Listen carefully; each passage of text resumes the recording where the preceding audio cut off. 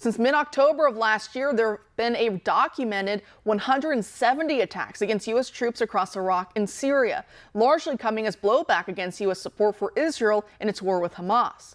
But as this tit-for-tat game of strikes and retaliatory strikes escalates, some veteran groups argue that the Biden administration could be doing more to protect exposed troops deployed in the region, instead of leaving them as sitting ducks. Joining us now to discuss is John Byrnes, a senior advisor for Concerned Veterans of America. John, thanks for being here tonight. Thanks for having me on again, Kara. So as I was mentioning a moment ago, do you think it's irresponsible to leave our troops in the crosshairs like this? It's highly irresponsible. If you look at what's happened just in the past few weeks, we're a little short of 2 weeks that 3 U.S. troops were killed by a drone strike on the Jordanian-Syrian border, right? So troops in this region. Turns out it's worse than that. It's not just U.S. troops, but it's 3 U.S. Army reservists, non-combat engineer MOSs, non-combat engineer specialties, who were called from their civilian life and posted there in the Syrian Jordanian desert for what I can tell is little to no reason to protect U.S. national security, U.S. national interests. And this administration seems like they're kind of moonwalking us backwards into another conflict, and yet they haven't gone to Congress to ask if the American people support this. It's the same old story, unfortunately. So do you think some of those troops right now who are in harm's way, should they be redeployed elsewhere? The troops certainly at that installation should be redeployed home. A little research, they're U.S. Army Reserve engineers out of Georgia, and they're U.S. National Guard military police out of Arizona. Those, again, weekend warriors. I've been there. I've done that. I've done it when I thought there was a national interest involved, and there really wasn't. I've done it when I knew there was no national interest involved, when I was in the Marine Corps back in the 90s and I was in Somalia. And, we lost a very young Marine there when we were trying to help people. This administration should not be putting U.S. troops at risk in Iraq, in Syria, on the Jordanian border for anything less than U.S. national security interests. In addition to those 3 young Army soldiers, we lost 2 Navy SEALs conducting operations nearby just a few weeks before that. That we did. And so you were also on your social media citing some defense priority polls. What do they show about how Americans, just American citizens in general, feel about us still having U.S. troops in the region? Well, they show that there's not a whole lot of support for it. And the more casualties we see, the less support there will be. Right now, it's kind of 40-40, one way or the other, because we've had almost 5 casualties. I'm curious, because our friends at Defense Priorities do a great job, and this poll just really opened my eyes that getting the message out that Americans are really not ready to be slow walked into a war, that they want Congress to weigh in and make the decision, not the president, not Joe Biden, not this administration by itself. They want Congress to weigh in. But our friends at Defense Priorities had to do a poll, and you have to make some decisions.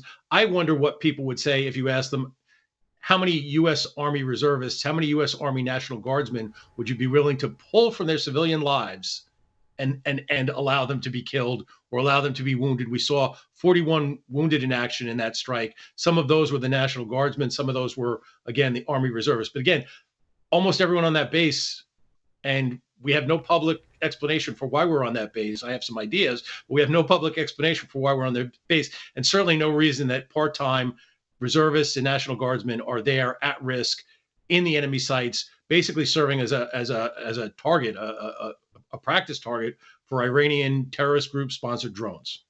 And going back to what you were touching on a moment before, there's another defense priority poll, and it was talking about why Americans believe we still have troops in Syria. And of course, we know the administration tells us it's because we have to combat ISIS. We have to make sure Turkey doesn't further invade and take away parts of Syria. And there are some other ideas and categories that people think of as well when they think of why we have troops in Syria. But can you talk to us about what exactly our mission is there?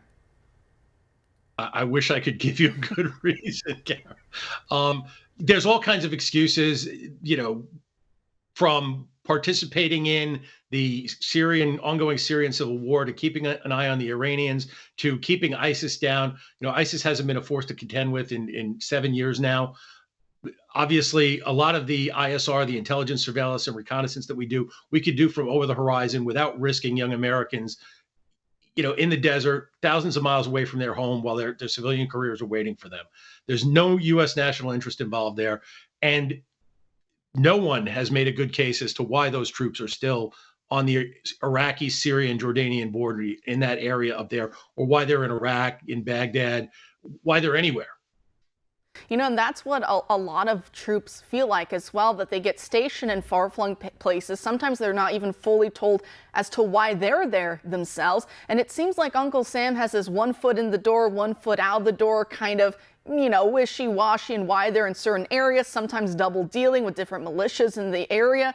And a lot of these troops, they're the ones who then take the brunt of all these machinations going on behind the scenes. And one lesson that we should have learned the last 20 plus years of fighting in the Middle East is that these various militias, these ragtag terrorist groups, they want us to invade. They want us to have ground troops because they think they can bog us down. I mean, look, they did that in Afghanistan. They copied and pasted what they had done to the Soviets prior. They copied and pasted what had happened in Vietnam. They want us there because then they can pick us off, they can kill us, they can drain our money and our supplies, and they know that eventually that we're going to cry uncle at home and that America is going to leave with our tail between our legs. And so it seems that we haven't learned that lesson, and all these different Iranian-backed groups, that's what they're trying to do, is to goad us into making that same mistake once again. They actually want us to reinvade or to put more troops on the ground because, like I said, then we're at their mercy.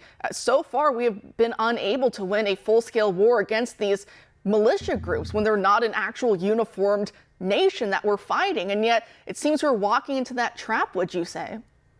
Absolutely. I mean, if you look at the Houthis in Yemen, we've been conducting aerial operations, bombing operations against them for weeks now, trying to protect the straits in the Red Sea, the access to the Red Sea.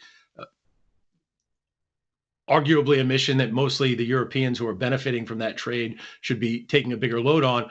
But trying to defeat the Houthis by bombing them is something that the Saudi Arabians and the Yemeni government have proved that you absolutely can't do. They've been doing it for over a decade. And the Houthis have if anything, gotten stronger in that time, gotten more support from the Iranians. They've become more aggressive and more of a real military force. So in order to defeat the Houthis, as the administration claims it wants to do, we actually would have to put boots on the ground. And to me, this is very concerning, right? This is a group that obviously, again, their aggressive actions against shipping in the Red Sea is unacceptable. There should be measures to take care of it. I think the Europeans, again, should be stepping up and taking a bigger load of that. But we certainly have to figure out a way to secure that trade route without trying to bomb them into submission or without putting ground troops on the ground.